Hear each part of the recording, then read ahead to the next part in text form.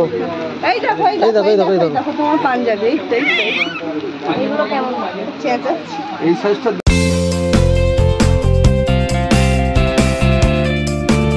Hello বন্ধুরা, তোমরা সবাই কেমন আছো? আশা করি খুব ভালো আছো। তো আরও একটি ব্লগ নিয়ে চলে এসেছি। সামনেই তো ঈদ, আর কয়েকটা মাত্র রোজা বাকি, আর বলতে গেলে 10টা রোজা বাকি। তো কেনাকাটি আর কবে করব।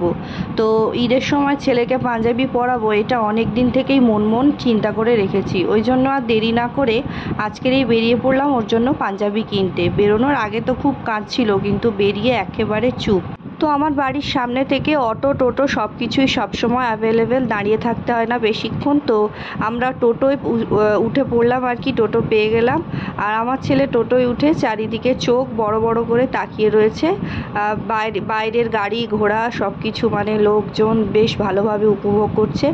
আর আমরা চলে এলাম একদম আমাদের বারুইপুর স্টেশনে। এখানে পাঞ্জাবির অনেক দোকান আছে, তো আমরা মেনলি এসছিলাম পাঞ্জাবি মিউজিয়ামে। তো পাঞ্জাবি কেনার হলে আমরা এখান থেকেই সবসময় কেনাকাটি করি। তো সেই জন্য এখানেই চলে এলাম, অন্য কোথাও আর ঘুরলাম না। আর বাচ্চা নিয়ে 10টা দোকান ঘোরার মতো এখন ইচ্ছাও করছে না, প্রচণ্ড গরম। ওই জন্য ওর জন্য একটা পাঞ্জাবি আমরা পছন্দ করতে শুরু করলাম। প্রথমেও সাইজ দেখে সবাই একটু হাসাহাসি করছিল, মুখের দিকে তাকাচ্ছিল, এইটুকু বাচ্চাকে পাঞ্জাবি পরাবে। তো আমরা বললাম একটু বড় হলেও অসুবিধা নেই।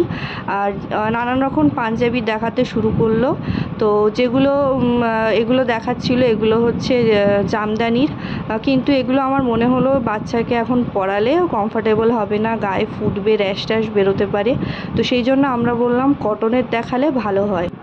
তো আমরা অন্য পাঞ্জাবি দেখতে শুরু করলাম। এই পাঞ্জাবিগুলো বেশ ভালোই লাগছিল, কিন্তু একটু প্রিন্টের আর কেমন একটু পুরানো মতো লাগছিল। ওই জন্য আমরা বললাম একদম কটনের দরকার, আর একদম প্লেন এক কালারের পাঞ্জাবি। তো ওরা বললেন প্লেন পাঞ্জাবি সুতির হবে, কিন্তু সেটা শুধুমাত্র হোয়াইট কালার, এর বাইরে অন্য কোনো পাঞ্জাবি পাওয়া যাবে না।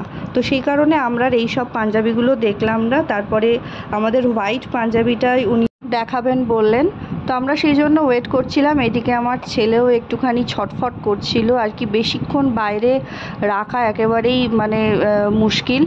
হাসি খুশি এসছিল, কিন্তু বেশিক্ষণ এক জায়গায় দাঁড়িয়ে থাকলে অস্বস্তি বোধ করে, যদিও একটু চুপচাপ হয়ে যাচ্ছিল মাঝে মাঝে। তো তারপরে এই হোয়াইট পাঞ্জাবিটা দেখালো, যেটা আমার খুব পছন্দ হয়েছিল। আর সবগুলোই হোয়াইটের মধ্যে এরকম সাইডে বোতাম। তো এগুলো হচ্ছে একদম পিওর সুতির। তো সেই জন্য আমি ঠিক করলাম এর মধ্যে যে কোনো একটা নেব। আর হোয়াইটের মধ্যে এই প্রিন্ট, ছোট ছোট প্রিন্টগুলো আছে, কোনোটা গ্রিন কোনোটা ব্লু কালার। আর আরেকটা দেখাচ্ছিল গোল গলা, কিন্তু আমার এই সাইডের কলার দেওয়া এই পাঞ্জাবিটাই পছন্দ হয়েছিল। সেই জন্য এই পাঞ্জাবিটাই আমি দেখছিলাম। কোনটা নেবে দেখো, তুমি দেখো বাবা, কোনটা পড়বে বলো। পাজামা হবে এটা।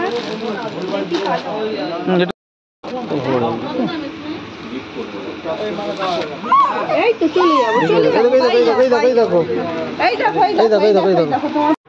তো তারপর আমার ছেলে খুব কান্নাকাটি শুরু করলো। এই হোয়াইট পাঞ্জাবিটাই নিয়ে নিলাম পাজামার সাথে, 475 টাকা।